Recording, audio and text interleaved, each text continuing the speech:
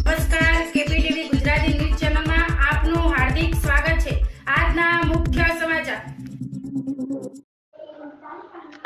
મહેસાણા તાલુકાના જગુદનથી ખેરવા રોડ પર 2 ફૂટ ઊંડા ખાડાએ યુવાનનો જીવ લીધો। મહેસાણા તાલુકાના જગુદન ગામની હદમાં જગુદનથી ખેરવા રોડ પર નર્મદા પાણી પુરવઠા દ્વારા એક તળાવ બનાવવામાં આવેલ છે। આ તળાવમાં નર્મદા યોજના અંતર્ગત પાણી ભરવામાં આવ્યું છે। જે તે સમયમાં ખોદકામ આવેલ તળાવ તો સરકારશ્રીના દ્વારા ધોરણ મુજબ ખોદવામાં આવ્યું નથી, જેથી આજે પણ પાણી બાંધકામ વગરનું 60 ફૂટ ઊંડાઈ ધરાવતું તળાવ સ્થાનિક ગ્રામજનોએ અને પશુઓ માટે જીવનું જોખમ બની રહ્યું છે। આ તળાવમાં પાણી ભરવા માટેની પાઇપલાઇન આ રોડની નીચેની નાખવામાં આવે છે, જેમાંથી પાણી લીકેજ થવામાં આવે છે, જેના કારણે મુખ્ય રોડ પર 2 ફૂટનો ઊંડો ખાડો છેલ્લા ઘણા સમયથી પડી જ ગયો છે, જેના કારણે ઘણા વાહનો ચાલકોને ઈજાઓ થવાની ફરિયાદો ઉઠવા પામી છે। આ ઊંડા ખાડાને કારણે આ જગ્યા પર ગત તારીખ 12/8/2024ના રોજ એક ટ્રેક્ટર અને બાઇકનો ગમખ્વાર અકસ્માત થવા પામ્યો, જેમાં બાઇક સવાર ઠાકોર કૌશિકજી ગણેશજી ધોળાસણનું કરુણ મોત નીપજ્યું હતું। આ બાબતે મહેસાણા તાલુકા પોલીસ સ્ટેશને ફરિયાદ નોંધવામાં આવી છે। બનાવ બન્યાના બીજા જ દિવસે માર્ગ મકાન વિભાગ આ ખાડો પૂરવા પહોંચી ગયા હતા અને ખાડો પૂરવામાં આવ્યો હતો।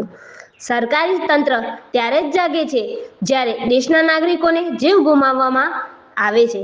આ પ્રકારની ઘટનાઓમાં સ્થાનિક ગ્રામ પંચાયત દ્વારા ઝડપી કોઈ પગલાં લેવામાં આવતા નથી, તેમજ સરકારી તંત્ર દ્વારા સ્થાનિક લોકોની રજૂઆત સાંભળવામાં આવતી નથી, જેના કારણે આવા અનિચ્છનીય બનાવો બનવા માંડે છે।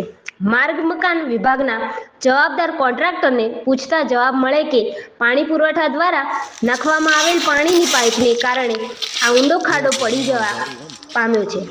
આ પાણીની પાઇપલાઇનની કોઈ પણ પ્રકારની પરમિશન લેવામાં આવતી નથી। સરકારી તંત્રના અધિકારીઓ આ પ્રકારના નિયમોનું ઉલ્લંઘન કરે છે અને દેશના નાગરિકોને તકલીફ, સમસ્યાઓ અને જીવ ગુમાવી દુઃખની વેદનાઓ ભોગવવાનો વારો આવે તે યોગ્ય નથી। હવે જોવાનું રહ્યું કે આ બાબતે ગુનેગારને કેવા અને કયા પ્રકારની ઉચ્ચ વિભાગના અધિકારીઓ પગલાં ભરે છે। અહેવાલ અર્જુનસિંહ ઠાકોર, મહેસાણા સાથે ઝલક પરમાર, કેપીટીવી ગુજરાતી, બનાસકાંઠા।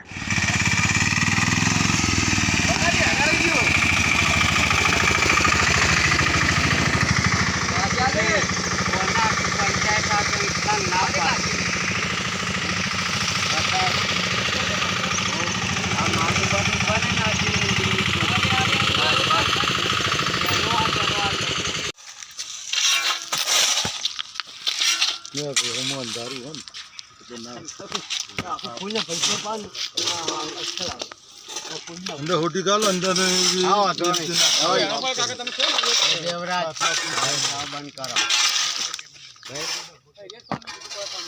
बंद करा